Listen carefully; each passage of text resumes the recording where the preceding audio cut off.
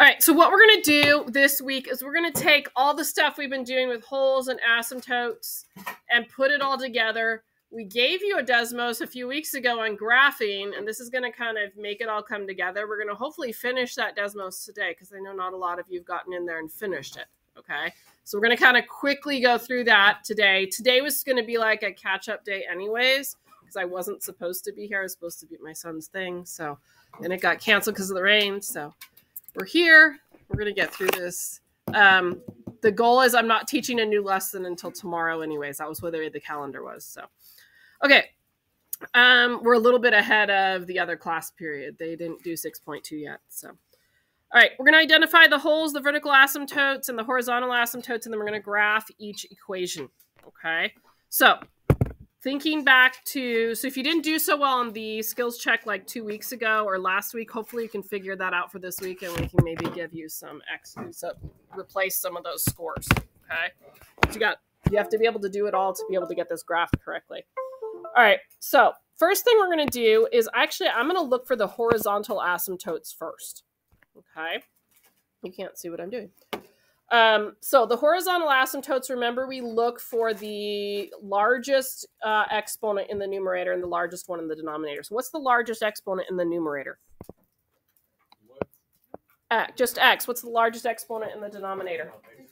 X squared. Okay. So we have a small over big situation going on. When it's a small over big, what is the horizontal asymptote? Not just 0, but y equals 0. So asymptotes are helpers to help us graph a rational function, okay? They can also help us graph an exponential or a logarithmic function, okay? So I'm going to draw that on there, and I'm going to use a dashed line for it. So y equals 0 is actually the x-axis. So I'm putting that on there. It helps kind of with if you have some color to use, so use some color if you have it there. Okay. And I do that first because then we haven't done any factoring and canceling stuff. And HA is just horizontal asymptote. Okay. All right. Now I need to deal with holes and a vertical asymptote. So that means I need to factor this denominator. So what kind of factoring is that denominator? Magic X. All right. So off to the side, I'm going to do two numbers that multiply to -6 and add to -1.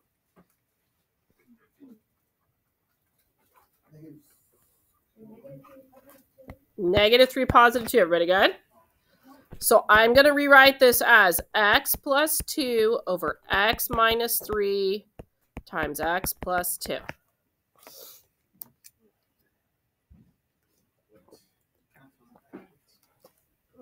That 2 has a very long tail. All right. What's the next thing I need to do? Cancel. When I cancel, what do we call that? A hole. So when it cancels, it's a hole. Okay, so I'm canceling. I know that my hole, I take that x plus 2, I set it equal to 0. My hole is at x equals what? -2. So here's what I do. When I don't know what the graph is yet, I kind of just put like an arrow over the top. I know when I'm at -2, I'm going to have to really be careful where my hole is. Okay? All right, so I'm going to write that simplified again.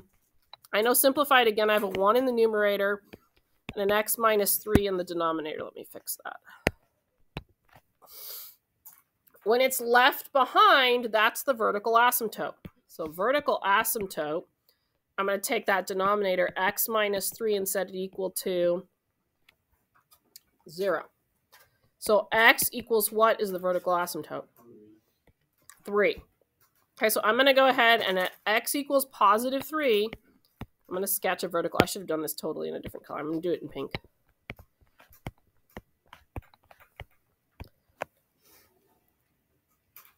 Okay, so we have some places to, we can kind of know where the graphs are going to be located. The thing is that I don't know, don't draw this yet, okay? I don't know if we're here and here, or if maybe I'm here and here. I don't know where I'm at. Typically when it's this setup and I don't have like a squared left in the denominator, I'm across the vertical, okay, like a vertical angle like from geometry. So I'm going to test one point. I'm going to pick one value and try to figure out where that one point is, okay? And And it doesn't matter if I put it into the original or I put it here. They're all equivalent equations. So I'm going to pick the number, I don't know. I could pick something. I know I can't pick 3, right? Could I pick 0? Is 0 a good number? No. Why not? 0 is a good number. It would tell us where it's at. Or we could pick 2. 2 is a good number. Let's do 2. 2 might be easy, okay? So I'm going to choose to put 2 in. So I'm going to plug in. I'm going to find f of 2. And I'm going to be lazy on a Monday, and I'm just going to go into this one we've simplified. So 1 over 2 minus 3. And you see how I use the graph to help me. I knew I could go any way in this direction or anything this direction. All right, what's 2 minus 3? -1. And I'm left with -1. So I know there's a point at 2, -1 on the graph, which means that I'm going to be in this quadrant, in the kind of the third quadrant and the first quadrant to graph. I could kind of reflect that up there. If I really wanted to know, I could put 4 in, couldn't I? If I put 4 in, I get 4 minus 3, so I get 1. So I know it's about here. Okay. There should be a mirror point on the other side. Okay.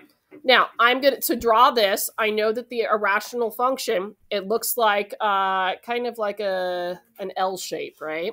So I'm going to be really close to the asymptote. I'm going to curve it and go really close to the asymptote.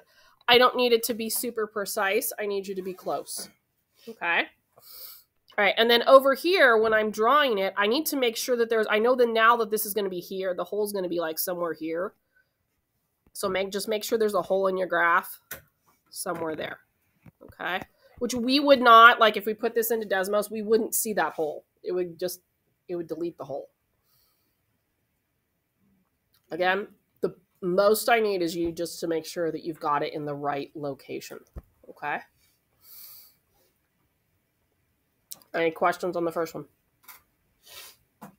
Okay, we're going to try a second one. All right. All right, so here comes the second one. I want you to look at it, and I want you to find the horizontal asymptote this time. Remember, you're looking for the highest exponent in the numerator and the denominator.